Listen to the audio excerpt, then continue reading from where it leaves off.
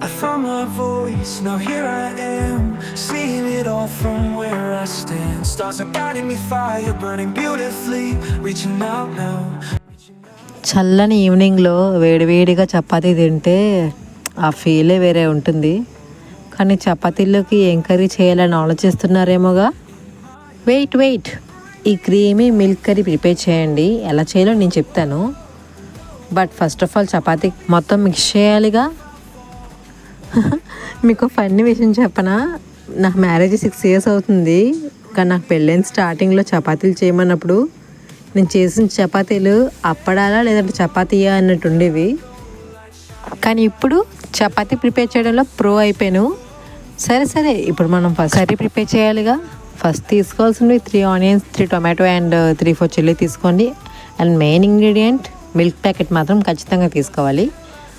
చూసారా chapati shape circle అంటేనే తెలియదు నాకు అసలు. కర్రీ ప్రిపరేషన్కి మీరు కూడా రెడీ కదా.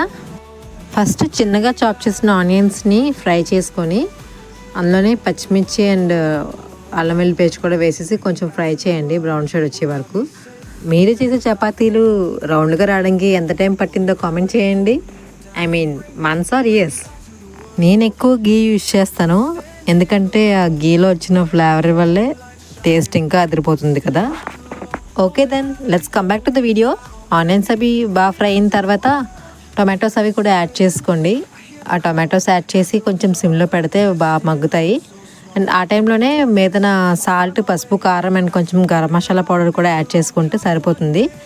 అది కూడా అందులోకి ఇంగ్రీడియంట్స్ అంతా కలుస్తుంది. ఇప్పుడు మనకు కావాల్సింది ద మోస్ట్ ఇంపార్టెంట్ ఇంగ్రీడియంట్, అదేంటో కాదు, మిల్క్ ప్యాకెట్ ఒకటి తీసుకోండి. ఒక 1/2 liter ప్యాకెట్ సరిపోతుంది. And it's the main show stealer that make you fall in love with the recipe. Stove సిమ్లోనే ఉంచి ఆ మిల్క్ ప్యాకెట్ ట్రాన్స్ఫర్ చేయండి కర్రీలోకి. సిమ్లోనే పెట్టేసి చేయండి. And you will see the magic. కొంతసేపులోనే మీరు అది కొంచెం కర్లీస్లో ప్రిపేర్ అవ్వడం చూస్తారు. అలా గ్రాడ్యువల్గా మిక్స్ చేస్తూ ఉండండి, ఎందుకంటే అది మీరు స్టాప్ చేసి అలా పెట్టేసి ఉంచేస్తే కనుక బ్రేక్ అయ్యే ఛాన్సెస్ ఉన్నాయి. ఐ మీన్ మిల్క్ విరిగింది అంటారు కదా, అలా అవుతుంది. అందువల్ల కొంచెం గ్రాడ్యువల్గా మిక్స్ చేస్తూ ఉంటే సరిపోతుంది. కంటిన్యూస్గా మిక్స్ చేసిన తర్వాత రెసిపీ చూసారుగా కొంచెం థిక్ కన్సిస్టెన్సీలోకి వస్తుంది. ఆ టైంలోనే మీరు కొంచెం కొత్తిమీర లేదంటే కసూరి మేతి కూడా యూజ్ చేసుకోవచ్చు. It will give you some flavour, that's it. Finally the tasty and easy recipe prepare అయిపోయింది.